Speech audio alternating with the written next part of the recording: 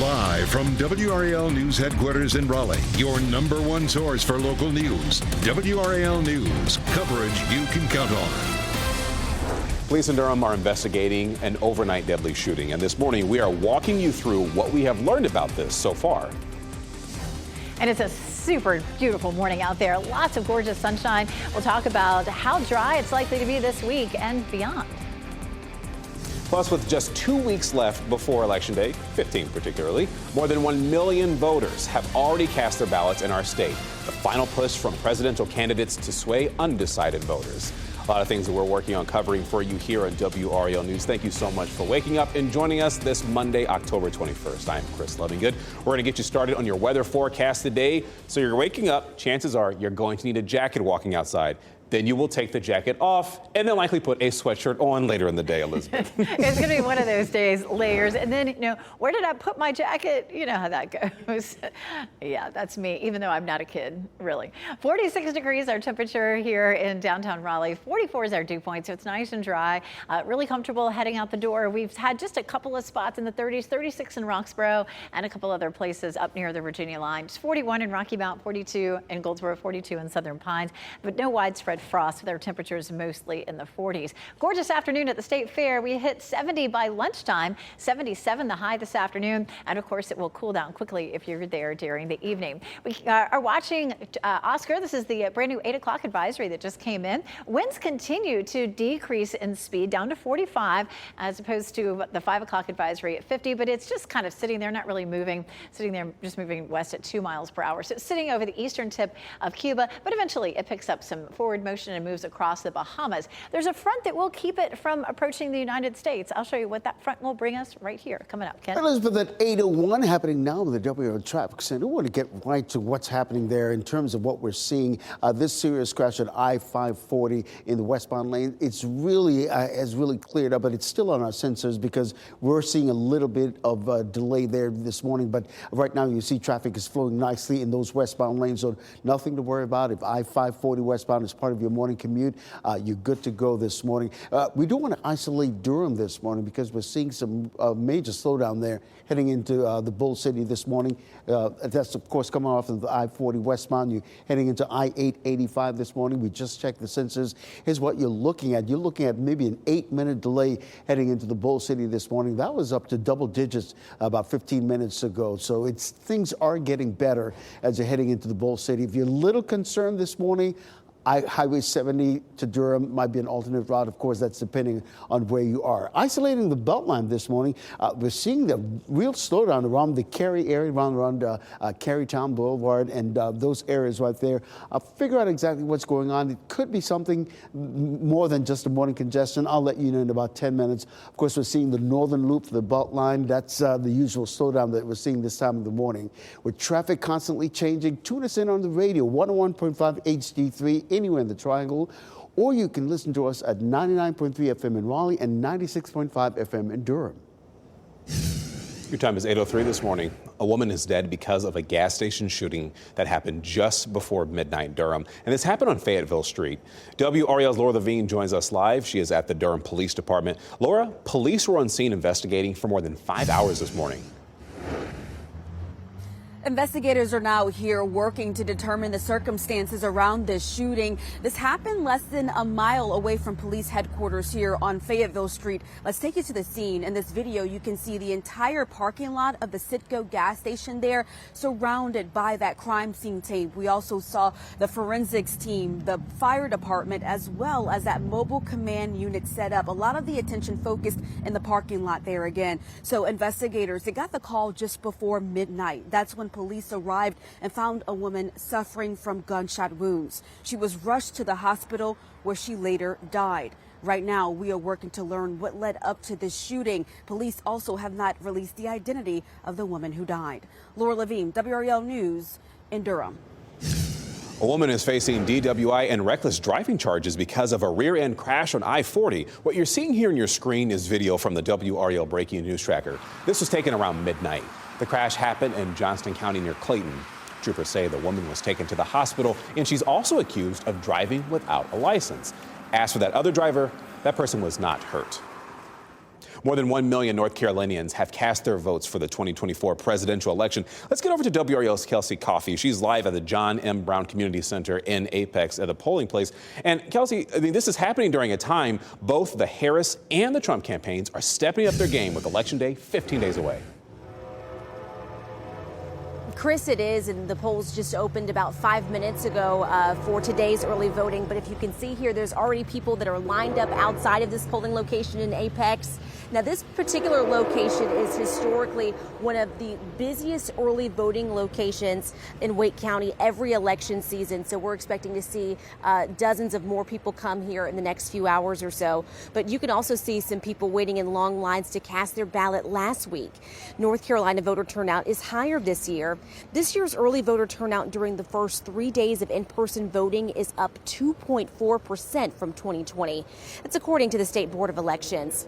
This comes as the presidential candidates are honing in on North Carolina for the final days of the race. Former President Donald Trump will be in Asheville and Greenville today. He will also make a stop in Concord for a faith leaders meeting. Then tomorrow he's stopping in Greensboro. Second Gentleman Doug Emhoff is making a stop in the Triangle tomorrow. And if you still need some help with coming up with your voting plan, just go to our website, WRAL.com, and search vote. There you will find our WRAL voter guide. Kelsey Coffey, WRAL News, live in Apex. This morning, Governor Roy Cooper and FEMA leaders are visiting a community care station in Asheville. They'll hold a news conference at 9:15 on storm recovery. Recently, the White House announced a new program to hire community liaisons to help affected communities recover from Helene. These liaisons will communicate with FEMA and the people of Western North Carolina to ensure their needs are being met. This morning, Oscar made landfall on the northern coast of Cuba as a Category 1 hurricane, but it's now a tropical storm. The National Hurricane Center says Oscar had wind speeds near 80 miles per hour when it made landfall. Millions of Cubans have spent several days without power. Water supply services are also out. Yesterday morning, people were seen cooking food on streets with wooden stoves, and they were also lined up to buy food from bakeries that managed to open. Starting today, the Highway Patrol is increasing traffic enforcement in school zones and at bus stops. Operation Stop Arm runs from 6 this morning through 5 p.m. Friday. This campaign coincides with National School Bus Safety Week and aims to raise awareness and reduce incidents involving children. If you didn't know, passing a stopped school bus carries serious penalties. We're talking about fines of up to $500 and possible felony charges if someone is injured or even killed. Happening today at the State Fair, a North Carolina Century Farm reunion. It recognizes farms that are 100 years old or older and their contributions to the state's agricultural heritage. More than 2,000 people are expected to attend the reunion that happens every 4 years. It's happening at the Hunt Horse Complex at 10:30 this morning. Now, if you do make it out to the fair today, you can come by and see some very, very familiar WRAL faces. This morning, Ken Smith and meteorologist Anthony Baglione will be there from 10:30 until 11:30. Then, Deborah Morgan and Dan Haggerty will be there from 1 to 2 p.m. You can look for us in our usual spot on the northeast side of Dorton Arena. The Pittsburgh Steelers are now first place in the AFC North after last night's game against the New York Jets. The Steelers took down the Jets 37-15. Former Wolfpack superstar Russell Wilson made his first start as quarterback for the Steelers. If you've been following, as my wife has been doing, he dealt with a calf injury for the first 6 weeks of the season, but playing in true form last night. The Steelers are now just ahead of the Baltimore Ravens in the division, but the Ravens have a chance to tie the lead with the Steelers tonight when they play the Tampa Bay Buccaneers. That game starts at 8:15, and you can watch that on ESPN. Your time is 8:09 this morning. 4 people are dead, including a child, because of a helicopter crash in Texas. This morning, what we know about the crash into a Houston area radio tower. Plus, a memorial service was held for UNC football player Tylee Craft. What Coach Mack Brown had to say in his memory. It's a beautiful week ahead. Lots of sunshine, but some ups and downs with our temperatures. I'll show you why we often see fluctuations like that this time of year.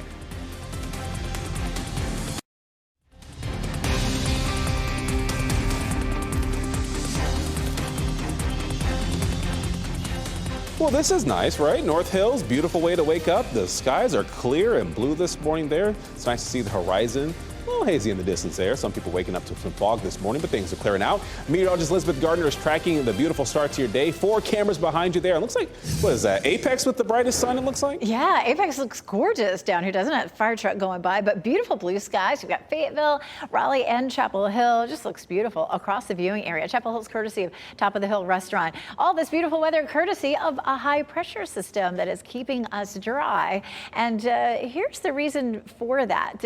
For one, high pressure systems have sinking air, and that sinking air tends to compress and dry the atmosphere out. Sometimes it warms it up as well. There are some occasions where that's not the case. Like occasionally in the wintertime, we'll see an Arctic high that drops in and it brings us cold temperatures. But typically this time of year, if we have a high pressure system over us, it also warms us up. And so we'll see highs in the 70s for this afternoon. This high that's affecting us today slides eastward, but then we have a low with a bit of a front that comes through. That's going to be Thursday. And then another high moves in right behind it. Thursday's front is going to be minimal in terms of impact. It is going to drop our temperatures just a little bit, but we're not looking at any rain with that. So watering forecast, the answer is yes. Check everything. Everything's been drying out so much, and we have no rain in the forecast, not just this week, but really all the way through the next 7 days, including the state fair. 78 today, 78 Tuesday, 80 degrees on Wednesday. The beautiful weather that we saw over the weekend continues. But with this dry stretch, it looks like the whole state fair will be dry. A lot of people have been asking, when was the last time that happened? Well, it wasn't that long ago. Back in 2016, it was the 13th through the 23rd of October, and it was dry. It looks like we could stay dry all the way through the end of the month, leaving us very dry for the month of October. Of course, everybody wants it to be dry for Halloween. Nobody wants to have to wander around and trick or treat in the rain. It's likely to be mild, mid-60s to around 70, and right now our chance for rain is pretty low. So hopefully that will remain the case for all the trick-or-treaters. Nadine dissipated over Mexico on Sunday, but we still have Oscar here. It was a hurricane over the weekend. It is now a tropical storm. We just got the 8 o'clock advisory in. Winds at 45 miles per hour. It will move through the Bahamas and continue to track eastward and then eventually dissipate. We have that cold front that we were talking about that comes through Thursday that will actually not only just keep us dry, but it's going to help to push that storm out to sea and doesn't allow it to move in here. With clear skies, we have had the treat a couple of times this year to see the aurora borealis. Well, this is interesting. The sun has reached its solar maximum. What does that mean? Meteorologist Chris Michael is coming up in just a few minutes to talk about that and our chances for more auroras. 80 degrees for today, 71 on Friday. We're going to talk a little bit more about why we tend to see these big ups and downs in the fall. Coming up, Ken. All right, Elizabeth, happening now in the WRAL Traffic Center. I want to take you out and show you exactly what's going on, just in case you're getting ready to head out. A couple of things we want to bring your attention to. This traffic on Wade Avenue in the eastbound lane near the Lenovo Center, not causing any problems in that immediate area, but you can see the huge slowdowns we're seeing on I-40 east and westbound. So you're looking at maybe a 5 to 10 minute delay if you're heading on I-40 this morning. So just keep that in mind as you're getting ready to head out. The other incident I want to tell you about is I-440 on westbound lane near Capitol Boulevard, causing quite a bit of delay in those westbound lanes as we take you outside and isolate the belt line this morning. You can see the huge delays it's causing all the way back past the I-87 split there with the belt line. I want to take you outside and show you what we're talking about this morning. You can see the westbound lanes coming toward us this morning. Traffic has definitely picked up and not moving very fast this morning. But keep that in mind as you're about to head out, and the belt line is part of your morning commute. Elsewhere around the triangle, we're seeing some delays going into the Bull City this morning. I-885, when we isolated this morning, you can see it stretches all the way back to the I-40 split there this morning. Checking the sensors, you're looking at maybe a 10-minute delay heading into the Bull City. So that's something that you want to keep in mind if you're heading to the Bull City this morning. Anywhere in the triangle, you can listen to us on the radio at 101.5 HD3. So Elizabeth was just talking about solar maximum, right? NASA recently announced we reached that. So what is it, right? We've got meteorologist Chris Michaels here to explain a little bit more. Chris, this could even mean more auroras in the next year. Yeah, that's part of what's led to them over the past several months is this concept of a solar maximum. Doesn't mean that it's sunnier than usual where you are. So let's kind of explain it. This is activity that's been tracked really since the 1600s. And the sun goes through these cycles. Roughly every 11 years, the sun's magnetic poles flip. Imagine our north and south pole flipping. things would get a little wonky, wouldn't they? So you reach this solar maximum, at which point sunspot activity starts to increase. And that's what's led to these auroras, because when these solar storms happen, these solar flares, you get this ejection that heads towards Earth, and these particles, they collide with our magnetic field. Our magnetic field is weakest at the poles. That's why the aurora borealis is most often seen toward the North Pole. But the stronger that these geomagnetic storms are, the farther south you could see some of the aurora. There's also some studies out there that try to link this solar activity to winter weather. I'm explaining that right now on WRAL.com, Chris. You know, I was actually at Falls Lake when I saw the most recent auroras. I mean, seriously, I thanked God in that moment for letting me witness it. It was beautiful. And I wonder, will we see more intense colors this time around? Because I couldn't see it very clear with my naked eye. I had to use my iPhone. I mean, it's really rare. You got to think that in order to see the colors with the naked eye this far south, it's got to be a really, really strong storm. So I don't know that we'll necessarily see more intense colors, but there could be a few times, especially in the fall and the spring, when our magnetic poles are a little weaker, that we could wind up seeing it, especially with night mode on your camera's phone. That's the only way I was really able to see it this last time. Greens, blues, purples, a lot of the spectrum. Still pretty. Thanks, Chris. Firefighters are trying to find the cause of this fire at Kinlaw's Supermarket in Fayetteville. The locally owned grocery store went up in flames Saturday night. Video from our WRAL breaking news tracker shows teams working to put out the flames. See that right there? The smoke billowing too? Firefighters were on scene past 8 o'clock the next morning. WRAL will update you on air and online when we learn more about this fire. And new this morning, 4 people died, including a child, in a helicopter crash in Texas. This happened just before 9 o'clock our time in downtown Houston. Authorities say the helicopter crashed into a radio tower, and all 4 people aboard, including that child, died. Their names and ages have not been released. It's tragic. A recent leak of highly classified U.S. intelligence documents is causing security concerns. Amy Kiley reports on efforts to find out who leaked the information. The breach is serious. The U.S. is investigating a recent leak of highly classified documents, House Speaker Mike Johnson has confirmed. The leak is very concerning. There's some serious allegations being made there, investigation underway. The documents contain what appears to be U.S. intelligence on Israeli plans to strike Iran. A source familiar with them says they're authentic. It's unclear how they ended up on Telegram and began circulating publicly online Friday. The FBI is likely tasked with finding out, alongside the Pentagon and intelligence agencies. We don't want to see it repeated, and we don't know who has access to it, who might want to repeat it again. The documents appear to be intended only for certain officials in the U.S., Australia, Canada, New Zealand, and the U.K. Analysts say they're ending up online instead could make Israel hesitant to share future intelligence. Some experts think that could harm American interests in the Middle East. We have troops in the region. We need to have prior notice in terms of what the Israelis are planning so we can protect our troops in the response as well. I'm Amy Kiley reporting. Older Americans reported losing nearly $2 billion to fraud last year. That's according to an annual FTC report. For people ages 60 and up, bank transfers and cryptocurrency were the most common methods of payment used in these scams. The FTC estimates the actual total amounts of money lost to fraud is closer to $60 billion, and that is because the majority of cases are never reported. Younger adults are having a harder time finding jobs. That's according to data from the Labor Department. The number of people ages 20 to 24 years old who have a job declined the most in 2024. That is out of any other age group compared to 2023. There was a decline in the number of employed people ages 25 to 34 years old. Economists say it's because companies are very slow to hire or even fire. However, unemployment remains historically low, and there are still more job openings than before the pandemic.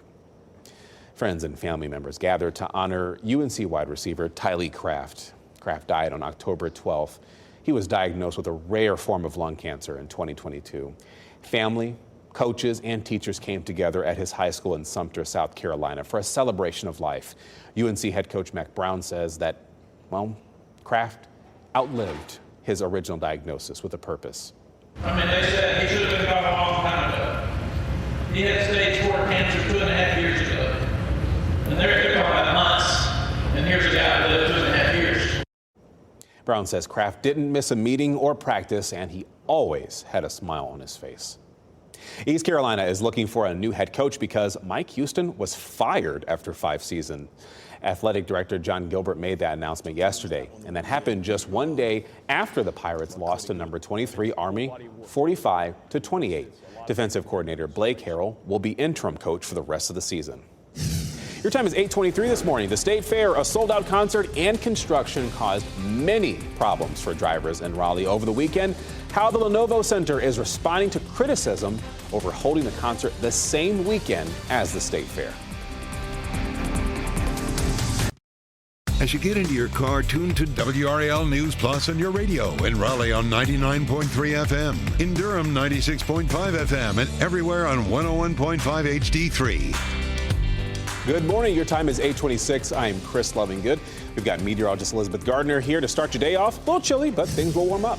Yeah, looking at a gorgeous day again today. It is chilly, though, 46 in Durham and in Raleigh, 44 degrees in Fayetteville. Up near the Virginia line, we did see some temperatures in the upper 30s earlier this morning. But from here on out, we'll likely start to see temperatures warming up a little bit. Definitely a jacket feels comfortable walking the dog this morning. But boy, at lunchtime, it's 70. We climb into the upper 70s for highs this afternoon. And right after work, we're still sitting at around 70 degrees.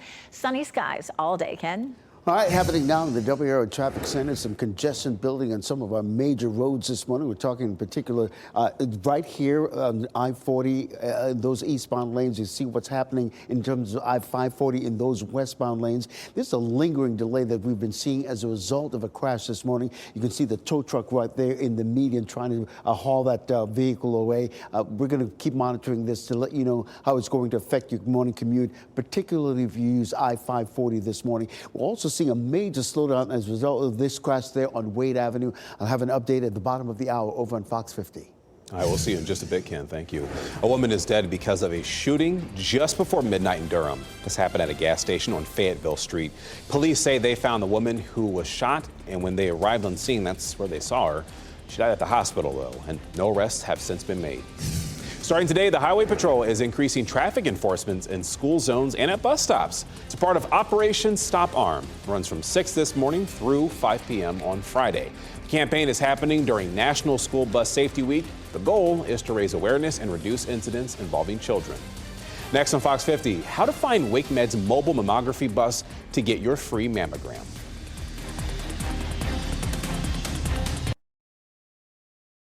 Shot in 4K ultra high definition. Your number one source for local news. WRAL News. Coverage you can count on. A woman is dead because of a shooting in Durham. This morning, what we're learning about the hours-long investigation at a gas station. And it's a nice chilly start out there this morning. Temperatures are mostly in the 40s, still 37 in Roxborough. We're going to talk about some ups and downs coming our way with our temperatures. And we are just 15 days away from Election Day, and the presidential candidates are increasing efforts to sway your vote. Their plans for the campaign trail in this battleground state and a look at early voting numbers.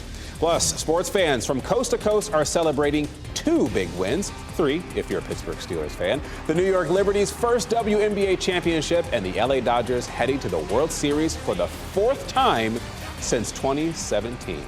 A lot of money spent on Shohei Ohtani, and it's paying off. Hey, thanks so much for waking up with us here Monday, October 21st, here on WRAL News and Fox 50. I'm Chris Lovingood. Getting the day started off a little chilly. Things will warm up, and then I guess get a little chilly again. Maybe take a sweatshirt with you if you go to the State Fair tonight. We've got Elizabeth Gardner getting you started off right. Yeah, you know, you went out to the State Fair over the weekend, and it was sunny and bright, warm in the afternoons, but chilly early and chilly late, too. Right now, we're looking at beautiful sunny skies in downtown Raleigh, looking over North Hills, 46 degrees currently with a dew point of 44. But now the sun's been up for a little while. We should gradually start to see our temperatures climbing. It's 44, though, in Fayetteville, 41 Rocky Mount, 37 in Roxborough. We did have a few other spots in the 30s this morning up near the Virginia line. NC State Fair planner just looks gorgeous. 70 degrees at lunchtime, 77 at 4 o'clock. But then this evening at 8 o'clock, around 63. And at least for me, that's jacket weather again. We take a look at Oscar, which from the 8 a.m. advisory has winds at 45 miles per hour. So it's a weaker tropical storm at this point. It is likely to pick up a little bit of forward motion, move through the Bahamas, and eventually dissipate. There's a cold front that's going to keep it away from the United States that'll roll through here later on Thursday. I'll show you what it will bring for us. Coming up, Ken. All right, Elizabeth, we're seeing some lingering delays there on I-540 in those westbound lanes near Capitol Boulevard. It was a result of a crash that happened maybe like an hour ago, but we're still seeing a major slowdown in that area. The tow truck right there, you can see hauling away that last vehicle, but now traffic is beginning to flow again in those westbound lanes of I-540. So that's definitely some good news this morning. The other major issue to report this morning is this crash on Wade Avenue in the eastbound lanes near the Lenovo Center, causing quite a bit of backup stretching all the way back to I-40. You can see it right here. These two inner lanes right here that gets off to Wade Avenue really backed up now on I-40 all the way back to Airport Boulevard, Aviation Parkway. The other lanes are westbound, moving along rather nicely. So keep that in mind if you're heading into the capital city from Durham this morning. You've got a couple of alternate routes. Highway 70 might be an option for you. This crash on I-440 westbound near the entrance ramp near Capitol Boulevard. Right now in the clearing phase, it's not causing as much of a problem as it was as we isolate the Beltline this morning. You can see things have definitely cleared up on the northern and southern loop of the Beltline. So if the Beltline is part of your morning commute this morning, I think you're good to go. If you're heading out, please, you have an opportunity to take us with you on the radio, 101.5 HD3, or you can listen to us at 99.3 FM in Raleigh and 96.5 FM in Durham. A woman is dead because of a shooting at a gas station in Durham. That happened on Fayetteville Street just before midnight. As WRAL's Laura Levine explains, police were on scene investigating for more than 5 hours. Investigators are now here working to determine the circumstances around this shooting. This happened less than a mile away from police headquarters here on Fayetteville Street. Let's take you to the scene. In this video, you can see the entire parking lot of the Citgo gas station there, surrounded by that crime scene team. We also saw the forensics team, the fire department, as well as that mobile command unit set up. A lot of the attention focused in the parking lot there again. So investigators, they got the call just before midnight. That's when police arrived and found a woman suffering from gunshot wounds. She was rushed to the hospital where she later died. Right now, we are working to learn what led up to this shooting. Police also have not released the identity of the woman who died. Laura Levine, WRAL News in Durham. A woman is facing charges because of a rear-end crash on I-40. You're looking at video from the WRAL breaking news tracker from around midnight. This crash happened in Johnston County near Clayton. Troopers say the woman was taken to the hospital and the other driver was not hurt. The woman is facing charges including DWI, reckless driving, and driving without a license. About 13% of North Carolina voters have cast their ballots for the 2024 presidential election, and that is more than 1 million ballots, according to the State Board of Elections. WRAL's Kelsey Coffey joins us live from the John M. Brown Community Center in Apex. And Kelsey, both campaigns are stepping up their game in North Carolina, and there are just 15 days until Election Day. Chris, they are, and this particular polling location here in Apex is historically one of the busiest early voting locations every election season here in Wake County, and that's exactly what we're seeing here this morning. People have been lined up here since about 7 o'clock, and we're expecting to see dozens more voters come over the next few hours. But we'll also show you some video now of people waiting in long lines to cast their ballot last week. North Carolina voter turnout is higher this year. This year's early voter turnout during the first 3 days of in-person voting is up 2.4% from 2020. That's according to the State Board of Elections. This comes as the presidential candidates are honing in on North Carolina for the final days of the race. Former President Donald Trump will be in Asheville and Greenville today. He will also make a stop in Concord for a faith leaders meeting. Then tomorrow he's stopping in Greensboro. Second gentleman Doug Emhoff is making a stop in the Triangle tomorrow. So if you want some more information about how to make your voting plan, just go to our website, WRAL.com, and search vote. From there, you'll be able to find our WRAL voter guide. Kelsey Coffey, WRAL News, live in Apex. Today, online classes resume at Warren Wilson College in Swannanoa. They've been on break since Hurricane Helene hit western North Carolina 3 weeks ago. Students will return to campus this Sunday after residence hall repairs and air quality remediation. Campus officials say roofs of many campus buildings are being replaced or repaired in the next few months. The fair, a sold-out Sabrina Carpenter concert, and construction caused traffic troubles in West Raleigh Saturday night. Well, now the Lenovo Center is addressing criticism for scheduling a major concert the same weekend as the State Fair. The venue's communications team says in part, quote, each year we work to find the right balance managing traffic and congestion, and we are always looking to improve our processes during the fair and will continue to do so in the future. Sabrina Carpenter even addressed the traffic during her show. The delayed Blue Ridge construction project also played a role in this chaos. There are really no absolutes when it comes to a traffic volume that is this high. So we ask that people please pay attention to the road signs and message boards, pay attention to the troopers that are directing traffic. There are some instances where we do have to close down a certain roadway temporarily. Long lines of people decided to use the park and shuttle option for the State Fair at the Dogwood lot. Others were stuck in traffic for up to 3 hours. Starting today, uninsured women can get free mammograms in Wake County. A mobile mammogram bus will be parked at Wake Med's Raleigh Medical Park. No-cost 3D mammograms will be available for women over the age of 40 who do not have insurance. They'll be available from 8 a.m. to 4 p.m. daily, today through Saturday. Then again next Monday through Thursday. You can register online. Last year, 305 women participated in the potentially life-saving screenings. Sprinkler systems due for inspections for years on end, emergency exits blocked or doors that won't even open, even missing ceiling tiles. All fire code violations found in Wake County schools that one expert says adds up to potential trouble. Any violation that has been identified in any facility is a big deal. Tonight at 6, WRAL investigates safety in our schools, the most common violations, the status of the schools with the most repairs needed, and what's being done to address this. WRAL Investigates touches on all these points tonight at 6. Your time is 8:38. It is official. The Los Angeles Dodgers are headed to the World Series to match up with the New York Yankees. The Dodgers defeated the Mets, securing the NLCS Game 6 in a 10-5 win. Tommy Edman was named the NLCS MVP after driving in 11 runs, which tied a record for most in a single postseason series. Fans took to the streets of downtown LA to celebrate in true LA fashion. Amazing, of course. Dodgers did their thing. Game 6, we had to take it, and we did. Just since I was a kid, my dad took me, and I continued the tradition taking my kids, and we just love the Dodgers. The World Series kicks off Friday at Dodger Stadium. For the first time in franchise history, the New York Liberty has won the first WNBA championship.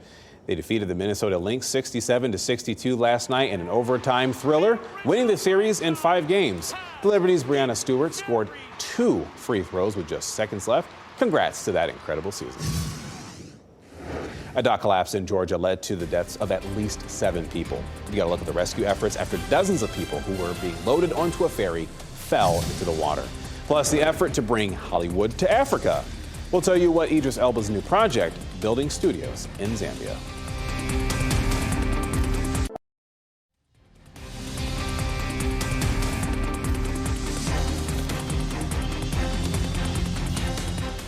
No whirling at those gigs out there at Whirly Gig Park in Wilson, though it is still a nice morning as people are waking up here. Blue skies, clear skies. No clouds just yet. I see it there, but tell you what, kind of a chillier morning. If you're walking out without a jacket, rethink that. Yeah, I think you're going to open the door and be like, oh, wait, one more thing. It is chilly out there, but beautiful. Lots of sunshine here in downtown Apex, and temperature currently in the mid-40s around the Triangle. As we get into the 9 o'clock hour, we'll start to see the temperatures warming up, and by lunchtime, we should be at 70, so it's going to be a pretty fast warm-up once it starts. Dew point right now, 44, just means it's very dry out here. Amber Perry sent us a photo of these clouds from Clayton, almost looking like jellyfish. This is a look at just some cirrus clouds, which are made up of ice crystals. And you often see those on a very clear day, like we'll see today and we saw over the weekend. So thanks to Amber for sending us those. Really neat cloud photo. Go to WRAL.com, search Weather Watchers, and you can send us your photos as well. 39 right now in Roxborough. We did have some temperatures in the mid to upper 30s up near the Virginia line. It's 41 in Rocky Mount, 46 Goldsboro, for a 42 in Southern Pines. So it's definitely been a chilly day today, or at least chilly start to the day. 48 is our normal low. We'll be about the same tomorrow morning, and then a bit warmer ahead of a front that comes through on Thursday. We'll see mid-50s. Still probably going to be jacket weather, but about 10 degrees warmer than this morning. 72 is our normal high, so we're above that today and tomorrow at upper 70s, and then we'll hit 80 on Wednesday. Behind Thursday's front, our temperature will drop almost 10 degrees to around 71 on Friday, but that's pretty close to normal. High pressure bringing us all that sunshine today, and then this cold front slides through Thursday. No rain, no clouds with that, but it will usher in some slightly cooler air. It's not going to be like last week where all of a sudden we drop into the 30s, but we will see some slightly cooler air that moves in behind that front. So we tend to see big ups and downs back and forth with our temperature this time of year. The jet stream has a part to play in that. The jet stream is the boundary between colder air to the north and warmer air to the south. So when the jet stream dips southward, sometimes with a cold front, then it allows that colder air to move in. And then once that front moves on by, typically the warm air will move back in. And we see the seesaw back and forth through the fall, sometimes through the winter, and definitely in the spring as we're changing seasons. And of course, that means that there are a lot of changes for other things too, not just us, but for the natural world as well. You might notice more stink bugs. I get those in my house sometimes. You may see more of them when we warm up a little bit. This time of year, they like to burrow into places and sort of hide from the cold. So they're sort of back and forth like the temperatures. Our temperature at the fair this afternoon, 77 degrees. It's really going to be a nice one with lots of sunshine and not too much wind for today. Again, Monday, Tuesday, 78, Wednesday, 80. So just beautiful temperatures at the fair. And we may stay above normal all the way through Halloween. So 80 Wednesday, 71 on Friday. The weekend looks pretty, and we are dry for the foreseeable future. All right, thank you, Elizabeth. Search and rescue operations are underway in Roswell, New Mexico. Record rainfall caused severe flooding over the weekend. New Mexico State Police say at least 2 people died as a result of these flash floods. The National Guard says more than 300 people have been rescued since Saturday, and nearly 40 of those people were taken to the hospital for injuries. City leaders say all roads to and from Roswell were closed yesterday. A flood watch was issued for a large part of eastern New Mexico throughout this morning. Paul Whelan, the former U.S. Marine detained in Russia for more than 5 years, is sharing his story nearly 3 months after his release. And I want to correct myself there. He is a Marine veteran. Whelan was released in August during one of the biggest prisoner swaps since the Cold War era. He was in Moscow for a friend's wedding in 2018 when Russian agents stormed his hotel room. He was charged with espionage. As Whelan waited, the U.S. swapped a Russian drug dealer for a former Marine, Trevor Reed, and then a notorious Russian arms dealer, Victor Bout, for basketball star Brittany Griner. Both served for less time than Whelan. I really felt that I was abandoned was the second time that I was left behind. It was devastating to hear the news. Did you ever think of suicide? No, I was fighting too much. I knew I was a hostage. I wasn't going to give them the satisfaction of me committing suicide.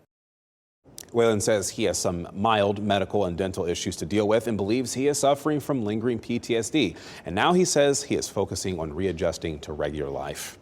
At least 7 people are dead because of a dock collapse in Georgia over the weekend. Here's Atia Collins with that story. The pain is really severe. No sleep, no sleep.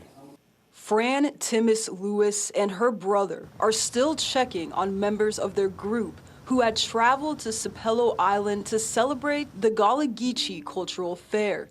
The pair had just taken a ferry back to the mainland when they heard about the collapse. Those 5 members, I can say now, one is in Savannah with a broken leg or ankle. They're alive. Some of the members that I knew that went in the water are checked out of the hospital. On the island at the time was resident and local boat captain J.R. Grosvenor. He had just finished giving boat tours when he heard about the collapse. He got in his boat and started to help. They started pulling people out of the water, tried CPR on some people, it was too late. The baby that went underwater, she was going in and out. So I actually put her on my boat and brought her to the mainland, to the ambulance.